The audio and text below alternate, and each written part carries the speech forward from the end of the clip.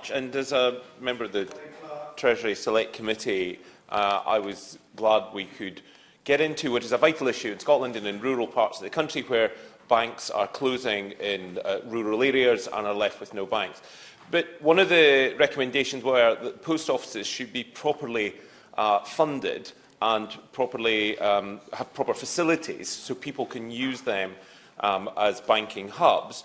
But the point I really want to get across, and across the Minister as well, is that the banks, not the taxpayers or the post office, should be paying for this because they're saving a fortune in closing branches, and they must take responsibility for the customers and consumers, and that post office banking hubs can't just be an afterthought in the back of a corner shop. It has to be a proper facility which people have confidence in.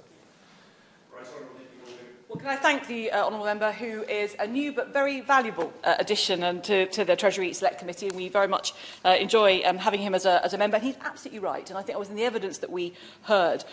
We concluded that many banks are ushering customers towards the post office, and obviously it's providing then basic banking services to customers of many high street banks at a loss. And he's absolutely right to say taxpayers should not be subsidising the big six banks' lack of branches.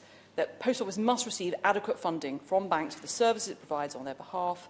And I will go on to say that, of course, the Post Office isn't always the optimum place for customers, particularly those with vulnerabilities, to receive often quite personal, perhaps confidential advice. So I think that hopefully that recommendation will be taken on board, and the Minister will respond accordingly at the end of this debate.